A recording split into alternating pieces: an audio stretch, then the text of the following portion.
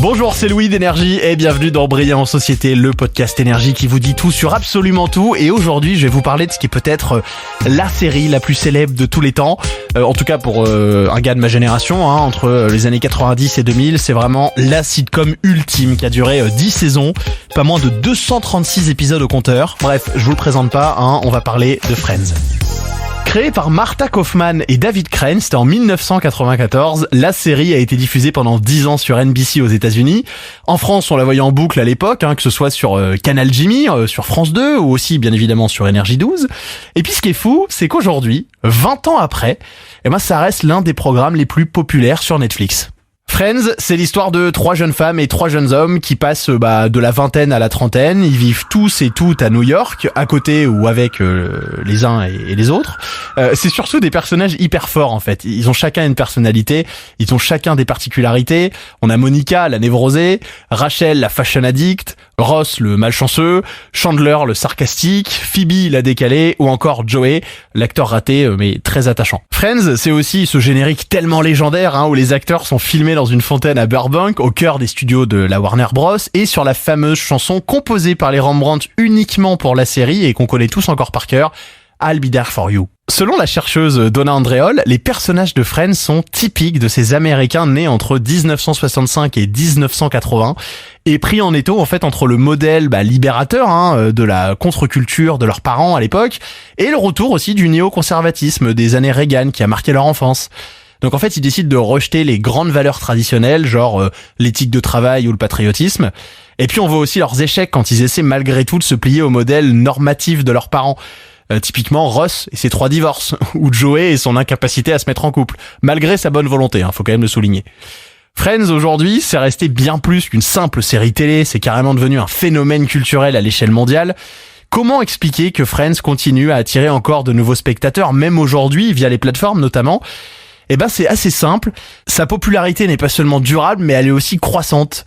En témoigne l'épisode spécial, diffusé en 2021, il y a quelques années, qui réunit tout le casting de Friends sous la forme d'une espèce de talk show. Les fans deviennent littéralement fous, mais à cette occasion-là, on voit aussi apparaître pas mal de polémiques, qui accusent notamment la série d'homophobie, de transphobie, de grossophobie, et même d'un manque de diversité ethnique et raciale.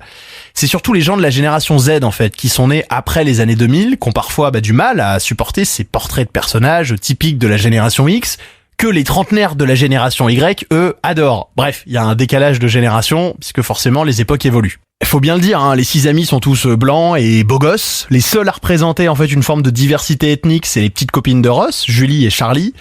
Monica, qui était obèse enfant, est tout le temps moquée pour ça. Alors après, dans la saison 6, il y a un épisode qui raconte ce qui aurait pu se passer si les choses avaient été différentes, et notamment si Monica n'avait pas maigri.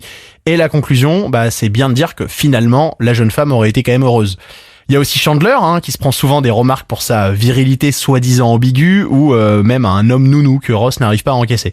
Mais là encore, faut nuancer, parce que Friends, c'est aussi la première série où on insiste à un mariage lesbien dans la saison 2, dans laquelle Phoebe épouse un patineur artistique gay qui fait son coming out hétéro et qui semble vivre très mal, comme un clin d'œil au final aux difficultés que rencontrent les personnes LGBT pour être acceptées par leur famille.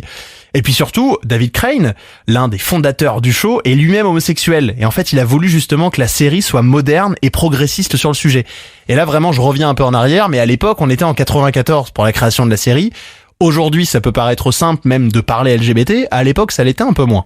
D'ailleurs, parfois, Friends est carrément en avance sur son temps, notamment grâce à Phoebe, qui, sous ses airs loufoques de hippie végétarienne, est anticonformiste à mort, militante écologiste, à l'époque, pareil, on n'en parlait pas beaucoup, anticapitaliste avant l'heure. D'ailleurs, les 3 personnages féminins sont des femmes fortes.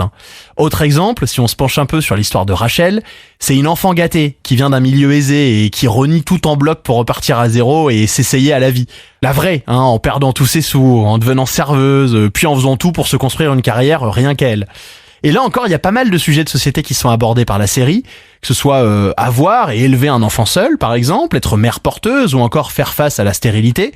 Mais ce qui est intéressant, c'est que les créateurs, Marta Kauffman et David Crane, refusent d'être moralisateurs. Alors bon, bien sûr, il y a d'autres trucs qui font que Friends continue à cartonner. Déjà, les acteurs, ils sont super télégéniques et, on va pas se mentir, extrêmement talentueux. Ensuite, il y a l'écriture qui est soignée, sophistiquée, et c'est vraiment très drôle, on va pas se mentir. Il y a de l'humour à l'américaine, comme on pourrait le dire, mais on est tous accrochés par cet humour et l'écriture de ces épisodes. L'univers fictionnel fonctionne extrêmement bien, il est rassurant d'ailleurs. Les personnages secondaires sont souvent très forts, avec plein d'invités qui sont des véritables stars, genre Brad Pitt est venu dans les épisodes, Bruce Willis, même Ralph Lauren d'ailleurs. Tout ça fait qu'on développe une vraie relation sentimentale avec cette série. Et puis la bande vit des galères qu'on a tous connues, de la vie de tous les jours ou presque. Les relations amoureuses un petit peu compliquées, les disputes amicales, les problèmes de sous, les parents parfois toxiques.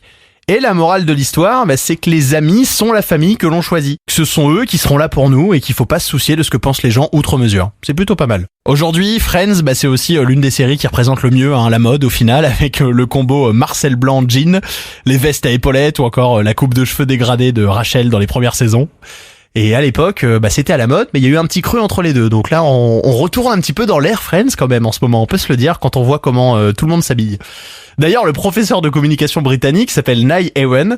Lui, il a dit que la décennie de Friends est considérée comme la dernière époque où le monde ne s'effondrait pas. Et ça rend nostalgique ceux qui la regardent aujourd'hui. Alors bien sûr, quand on regarde avec les yeux contemporains, il y a des trucs qui ont profondément changé.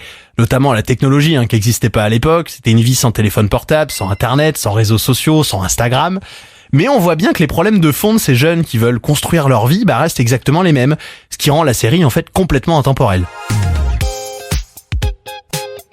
Je peux pas continuer ce podcast bien évidemment sans vous parler de ce qui s'est passé à l'automne 2023, un événement très triste qui a bouleversé beaucoup de monde et qui a rappelé à pas mal d'entre nous à quel point cette série avait compté, ou compte encore d'ailleurs.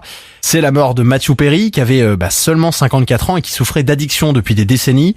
C'est lui qui jouait le fameux personnage de Chandler dans Friends, et c'est sûrement l'un des personnages les plus complexes et les mieux construits de la série, avec son sens de la répartie et son sarcasme incroyable et inimitable. C'est un personnage qui a aussi énormément ému les téléspectateurs, grâce notamment à son amitié avec Joey ou à son histoire d'amour avec Monica. L'annonce de ce décès a poussé de très nombreux fans à renouer avec la série, qui est du coup redevenue cet automne l'émission la plus regardée sur les plateformes de streaming aux États-Unis. Et là, je le rappelle, on parle quand même d'un show qui s'est achevé il y a pas moins de 20 ans. Le dernier tournage, c'était il y a 20 ans. Bon, tout ça pour dire que Friends, c'est vraiment la sitcom la plus indémodable de tous les temps.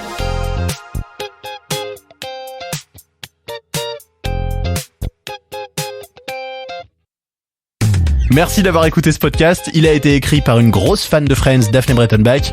Je suis Louis, animateur sur Énergie, et j'ai hâte de vous retrouver pour un nouvel épisode.